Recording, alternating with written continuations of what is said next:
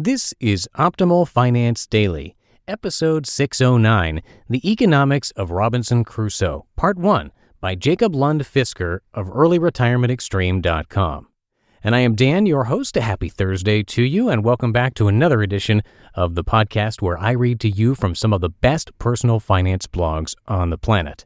And this episode is brought to you by Pitney Bowes. No matter what your small office needs or sends, Pitney Bowes Send Pro C200 has you covered. The C200 lets you send mail and packages right from your desk. Plus, save 3 cents a letter and up to 39% off retail shipping rates. Start saving today and get a free 60-day trial of a Pitney Bowes C200. Visit pb.com/finance to learn more and start your free trial today.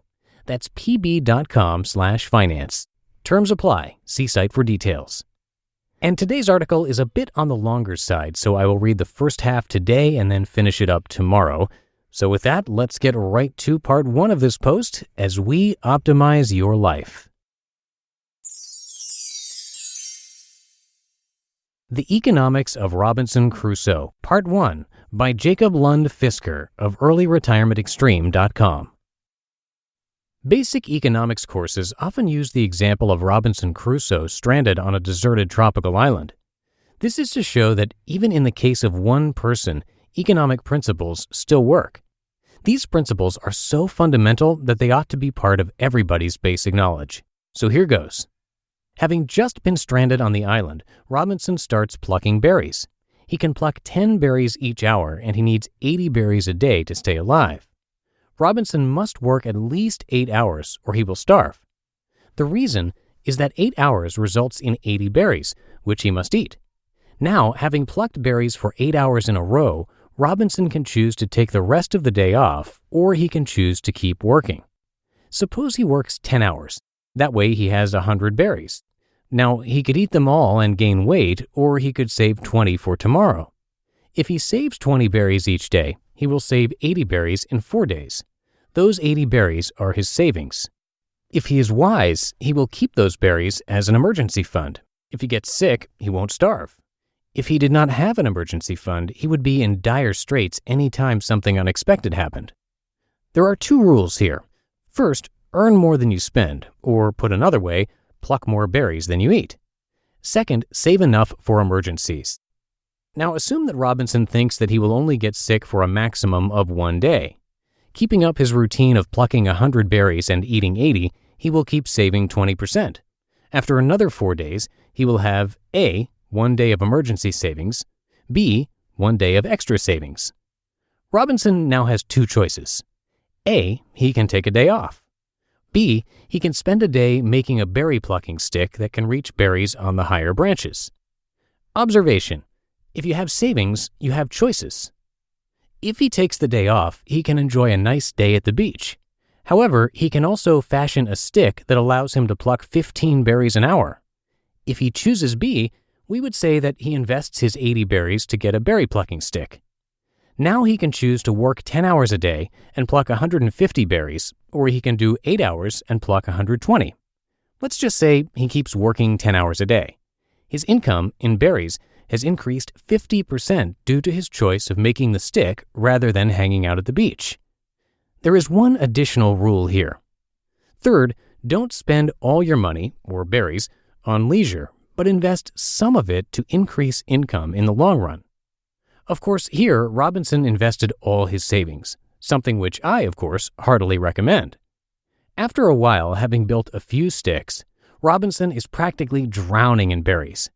Now he could start working on 6 hours a day. After all, with a stick, 6 hours gives 90 berries, which is enough to sustain him.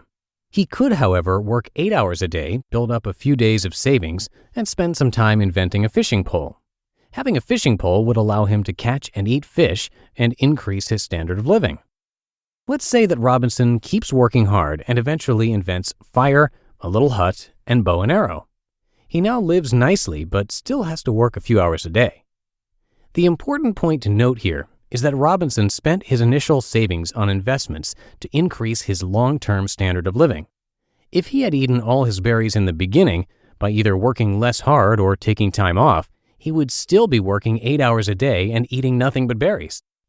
Of course, in this day and age, things work a little differently. We use money instead of berries, and in many cases, we don't invest directly in our own inventions. Rather, we hand our money over to a company by buying shares, and the company then invests in assets, or sticks, takes a cut, and hands us back the surplus. But the principle is the same. Saving and investing is the key to prosperity. Now let's deal with debt. Debt may or may not lead to prosperity. While it is hard to dispute that saving and investing leads to prosperity, the result of going into debt is dependent on what the debt is used for, as I'll show in a moment. Now, in order to have debt, we need another person. For every debtor, there must be a creditor. Staying with the Crusoe universe, let's call the debtor Friday. Initially, Friday is plucking berries like Robinson did in the beginning. Friday sees that Robinson uses a stick to pluck berries, and Friday would like a stick of his own. Now, Friday could spend 4 days saving up to make his own stick. Remember, the cost of a stick is 1 day's worth of berries, or 80 berries. Friday asks Robinson if he can borrow 80 berries and pay them back next week. Sure, says Robinson, but if I lend you 80 berries today, I want 160 berries next week. The reason is that Robinson could eat the 80 berries himself and spend his time working on something that would earn him 160 berries over the next week. Friday thinks it over. Alternative 1. Spend 4 days saving 20 berries a day. Take day 5 off and make a stick. Pluck 150 berries on day 6. Surplus, 150 minus 80, eaten, equals 70 berries. Alternative 2. Borrow 80 berries today and make a stick. Earn 150 berries and eat 80 of them, leaving 70 on days 2 to 6 for a total surplus of 350 berries, and pay Robinson back the 160 as promised, leaving 190 berries. Alternative 2 seems like the wiser choice, since it results in 190 berries after a week rather than 70 berries. So let's say Friday agrees to pay Robinson 80 berries in interest, 100% per week, pretty high. This is an example of when incurring debt can be a good thing. To be continued.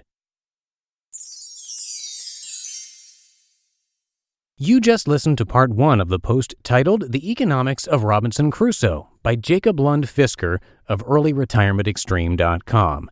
And I'm going to finish the rest of this post for you tomorrow. And by the way, this was first published over 10 years ago. Jacob has been writing for quite a while, but like most of his posts, it is still very much relevant today. And this episode has been brought to you by Pitney Bowes. With Pitney Bowes mailing and shipping solutions, confidence is built in. No matter what your small office needs or sends, Pitney Bowes Send Pro C200 has you covered. With it, you can calculate exact postage, so you're never over or underpaying.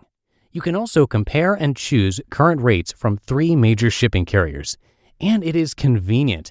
I can weigh packages, print shipping labels, and send mail right from my desk. I don't have to go to the post office anymore. I save money every time. I save 3 cents a letter and up to 39% off retail shipping rates, and that adds up. So if your business mails or sends anything, save more with the Send Pro C200, and you can start saving today. For our listeners, Pitney Bowes is offering a free 60-day trial for all its C200 models. Visit pb.com/finance to learn more and start your free trial today. That's pb.com/finance. Terms apply. See site for details. And that is going to do it for this installment of Optimal Finance Daily. Thanks so much for being a regular listener and for subscribing to the show. And I'll see you right back here tomorrow where we will finish up this post and where your optimal life awaits.